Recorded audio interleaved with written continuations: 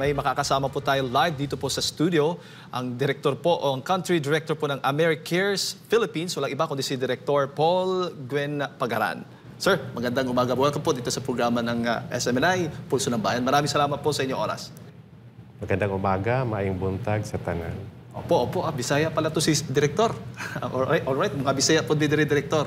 But well, anyways, napapanood po tayo live sa social media at maging sa mga cable channel po natin sa buong Pilipinas at social media. At marinig po tayo na marami po mga kababayan natin, lalo na mga OFWs po. Well, una po sa lahat, ano ho ba itong AmeriCares Philippines? Itong AmeriCares Philippines ay isang non-profit organization which aims to improve health and save lives. Ano ba yung mission? Ano ba itong vision ng AmeriCares Philippines, lalo na po dito sa Pilipinas?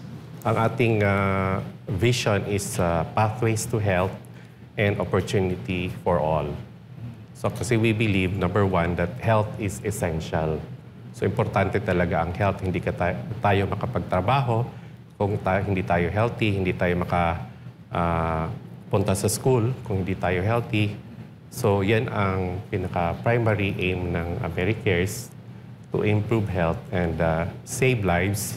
At ang ating mission is to help people and communities access health in times of disaster and everyday. Opo. Ang AmeriCares ho ba ay kailan ho ba ito naitatag at saan po ito unang naitatag po?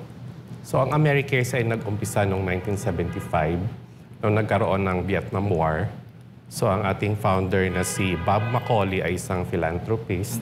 So siya ay nahabag o naawa doon sa mga bata na caught in the crossfire sa giyera sa Vietnam.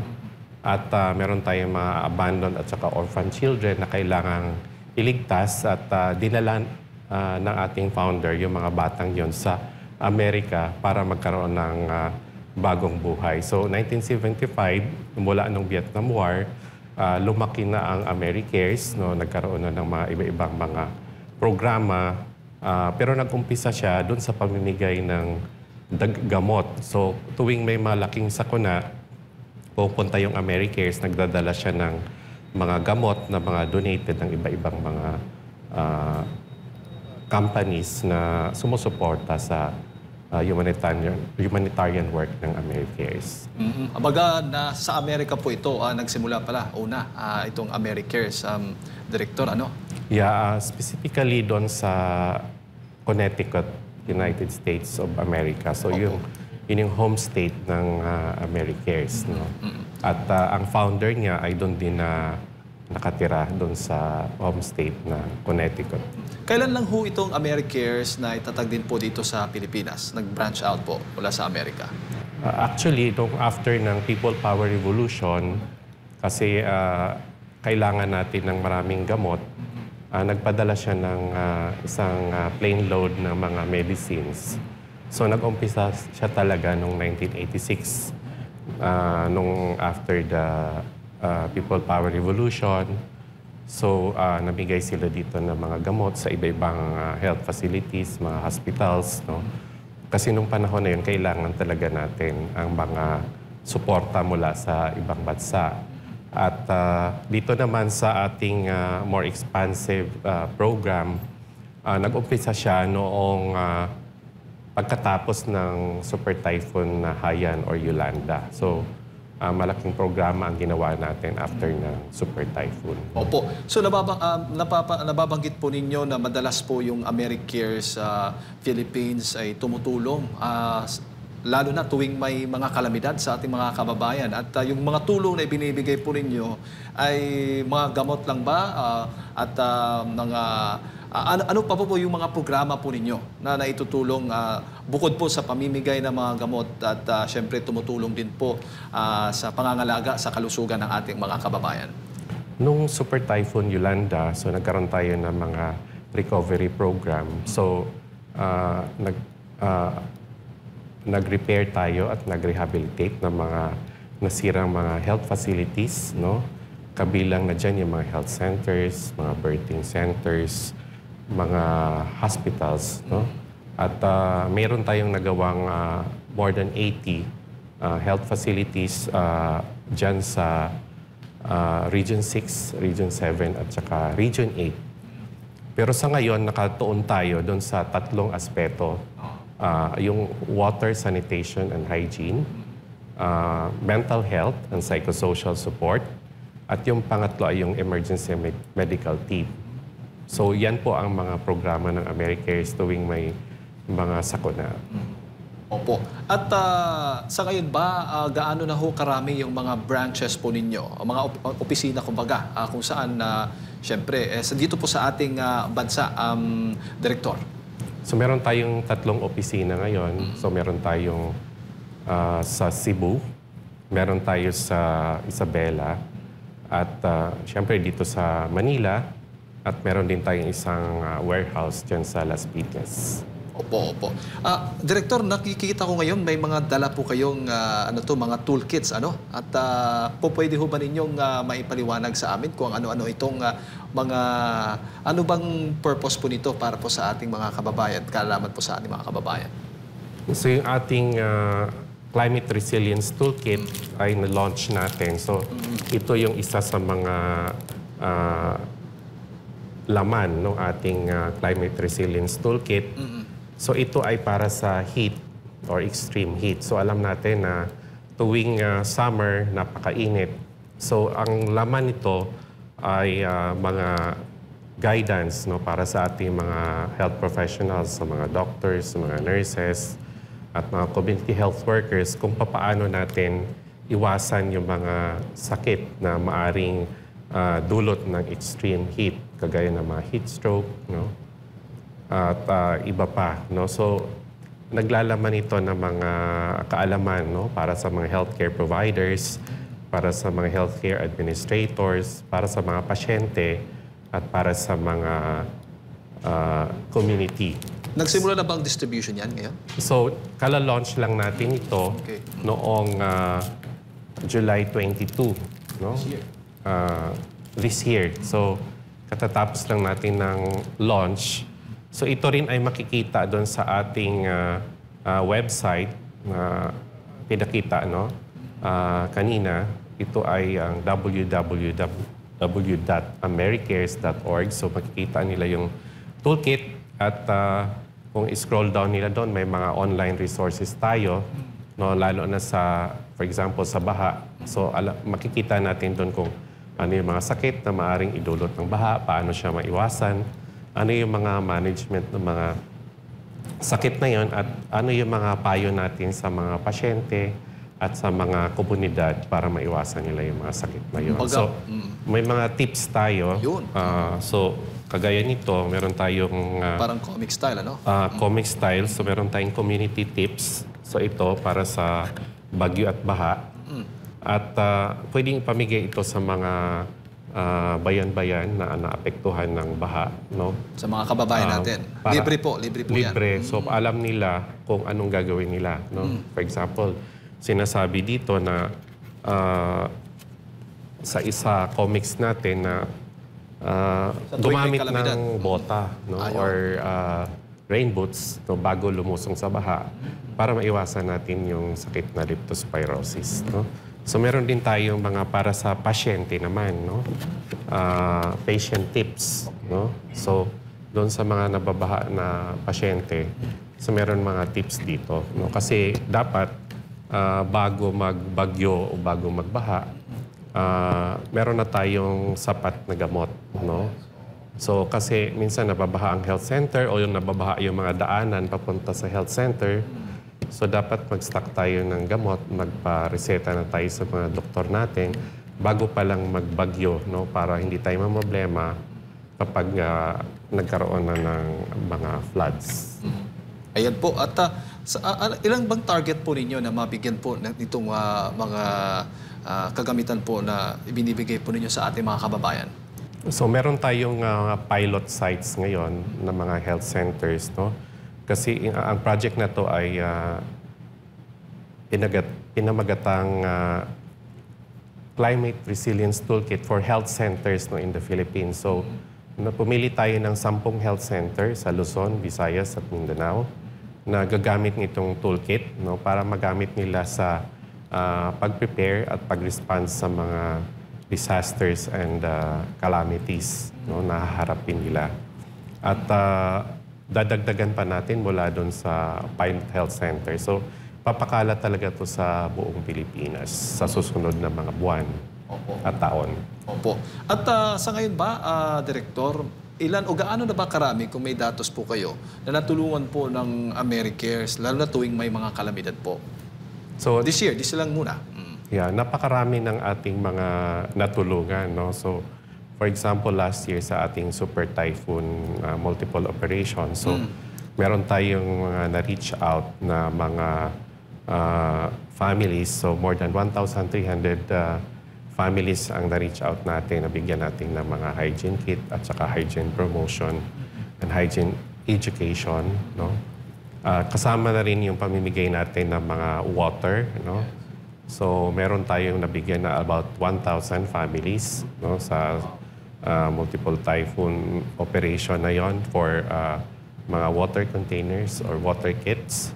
At syempre, meron tayong mga water filtration system na dineploy, no? So, napakaraming mga pamilya ang nag-benefit, no? So, in fact, doon sa ating isang emergency water kiosk, no, sa Kalumpit, isang buwan siya na na-deploy, no, para mas marami ang nakakuha ng malinis na inuming tubig. So, yan din ay ginawa natin ngayon. So, kahapon, kagagaling lang natin sa Alaminos, Pangasinan. So, nag-deploy na naman tayo ng ating emergency water filtration system, no? So, kahapon may nabigyan tayo about 100 families, no, sa isang barangay doon sa Alaminos City, no? At isang barangay sa Barangay San Vicente, nagbigay din tayo ng mga hygiene kits. So 200 families naman ang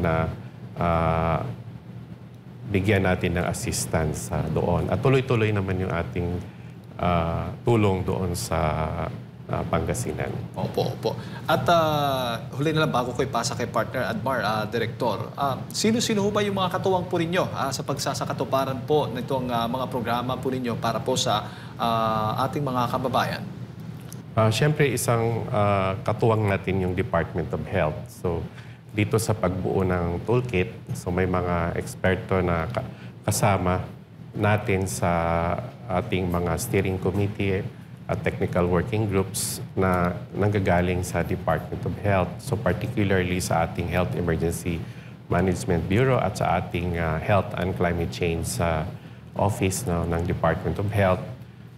Siyempre yung ating mga regional offices at ating mga local government units, no, na involved sa ating mga programa. So for example, kahapon, ang kapartner natin yung ating City Disaster Risk Reduction Management Office ng Alaminos City at yung City Government ng Alaminos. So, meron din tayong mga professional organizations. So, kasama rin sa pagbuo ng toolkit yung ating Philippine Medical Association, yung ating National Association of Public Health Nurses, yung ating APALGO, yung Association of Public Administrators in Local Government Units, at siyempre, yung ating mga eksperto mula sa iba-ibang universities like University of the Philippines, Los Baños at University of the Philippines, Manila, at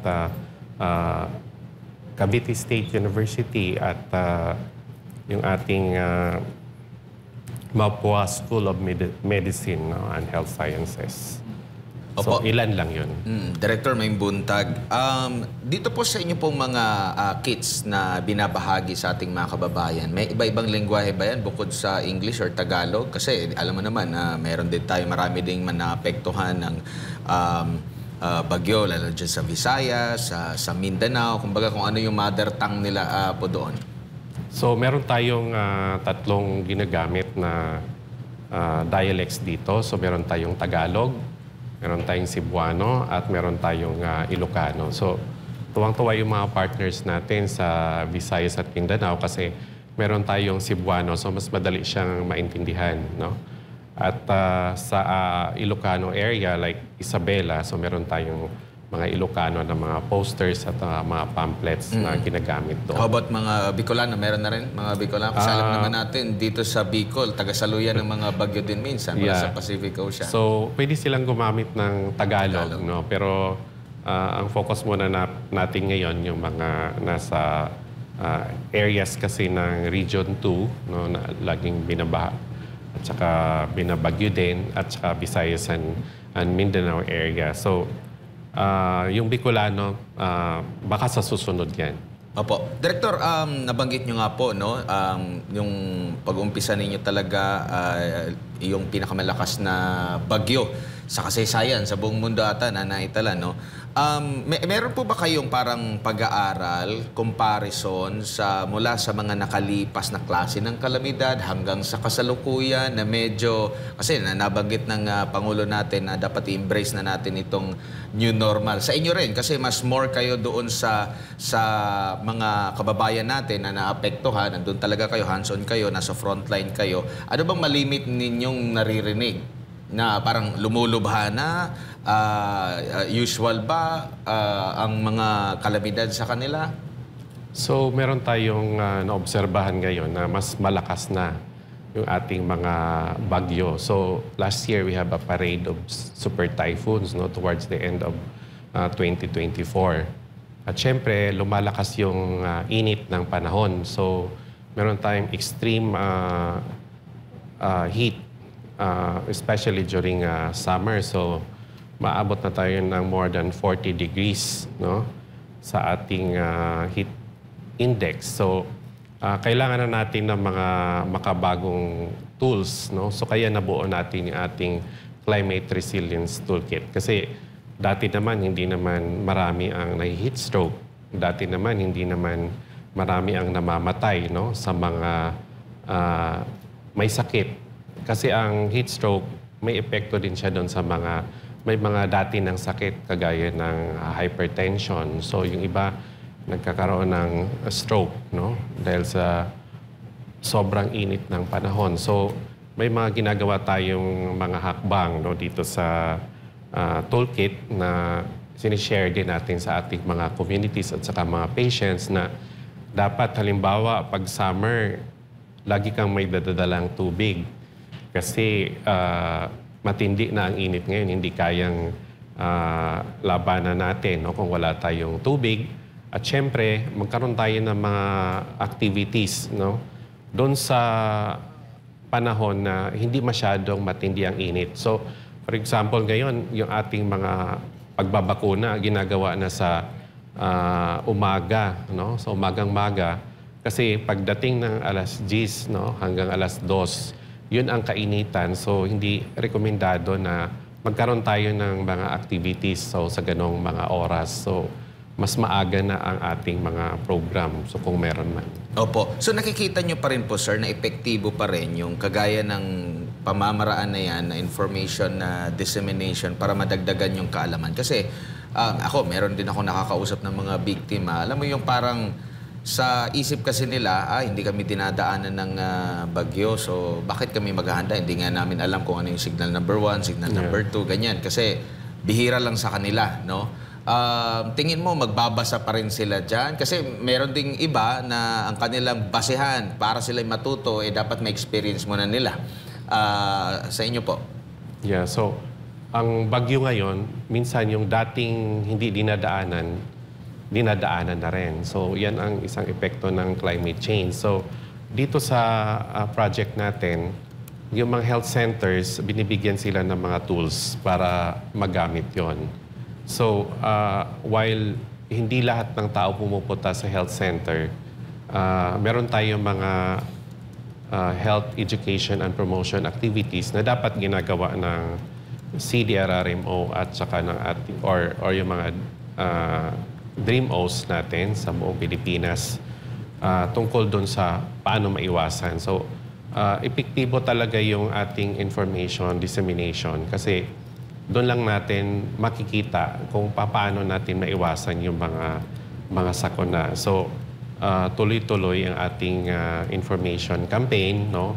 So, mas lalo na ngayon na meron tayong mga tools like yung mga posters, Meron tayong mga pamphlets about or community tips, no, tungkol sa mga baha. So, kailangan i-remind kasi natin na maya-maya din yung ating mga kababayan kasi minsan nakakalimutan. So, for example, ngayon na merong baha, so marami pa rin tayo nakikita na nagsiswimming sa baha, na mga bata or lumulusong sa baha na walang protective gears. So, napaka-importante nun kung gusto nating mapababa yung bilang ng mga, for example, yung leptospirosis at saka iba pang sakit. Opo. Director, ano ba yung common na hinaing ng ating mga kababayan na naapektuhan, lalo na yung mga nakakasalamuha po ninyo, common na hinaing nila talaga?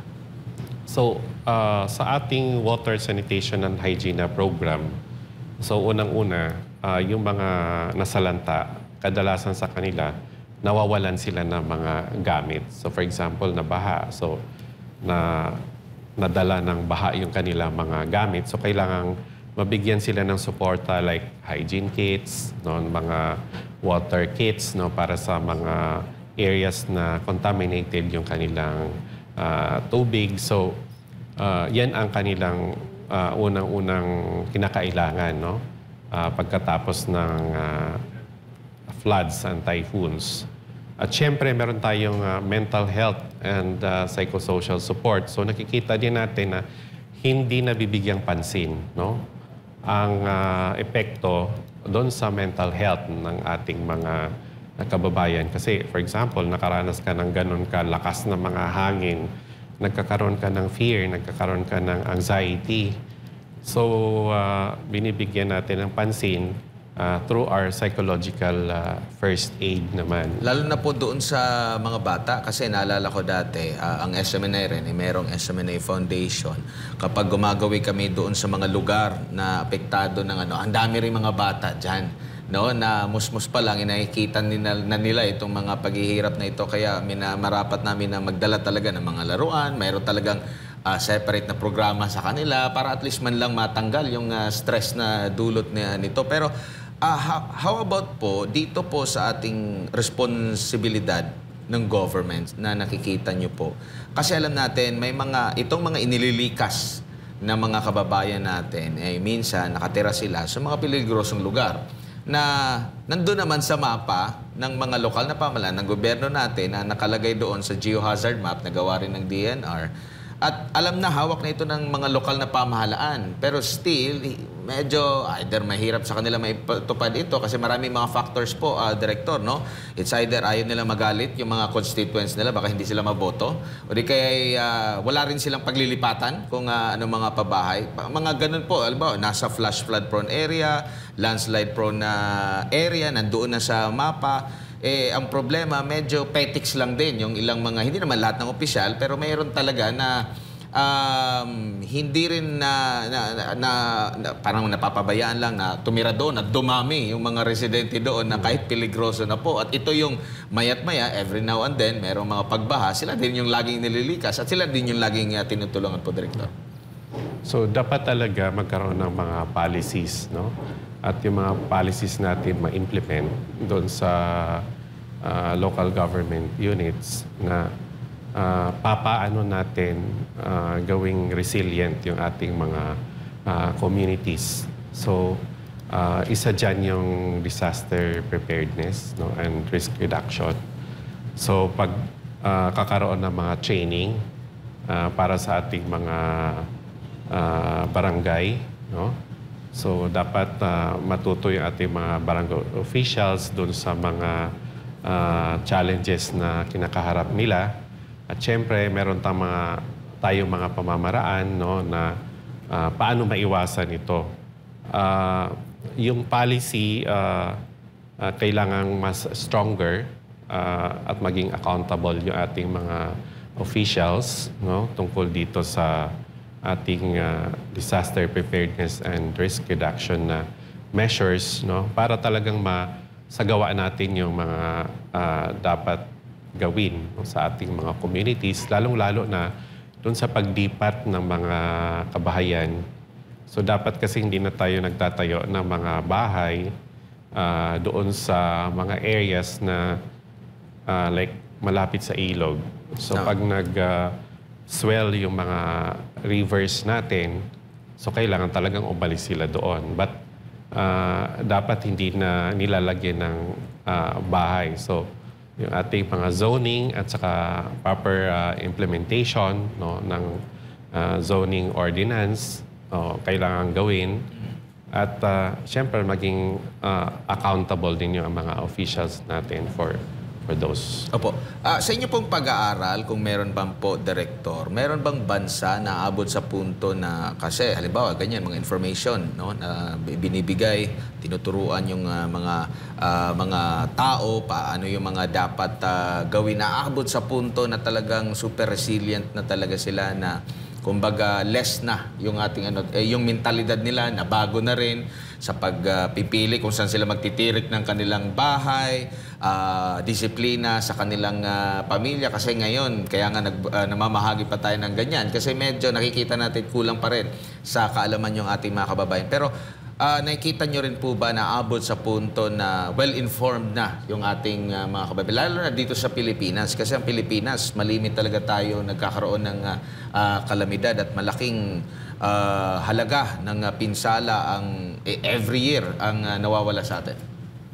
Unti-unti naman tayong umuunlad doon sa pagpapatupad ng ating Disaster Risk Reduction and Management Program.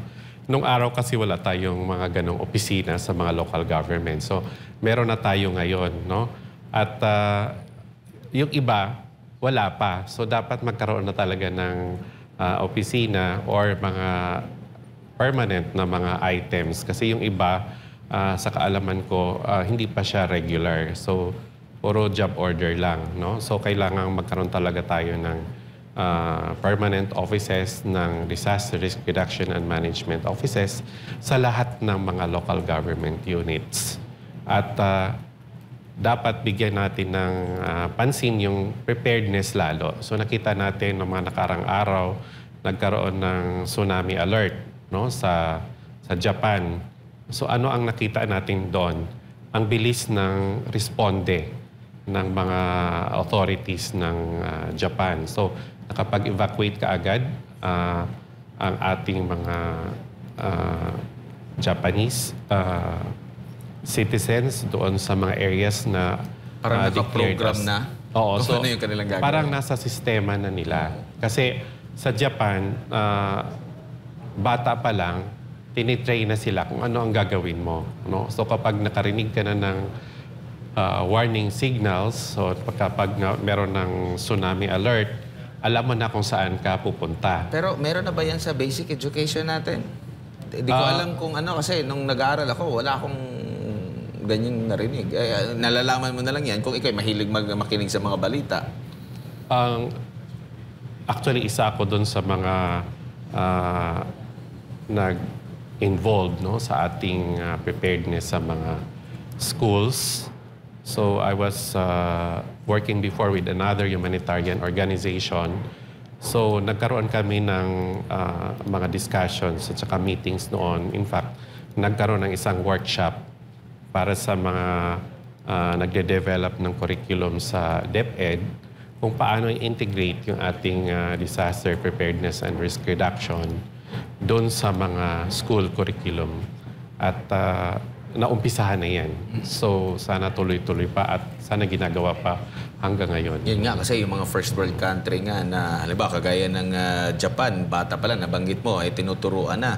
Tayo rito, nagtatampisaw sa tubig baha. Yung mga bata natin dito, hindi alam na ang peligro. So, bilang panghuli na lang, mula sa akin, Director, paano ba maka-avail yung ating mga kababayan? Pwede ba sila mag-walk-in? Paano ba nila ma-avail yung mga benepisyo mula sa inyo pong grupo? So tayo nakikipagtulungan sa mga partners. So yung mga local government units at saka mga NGOs, mga foundations na katuwang natin.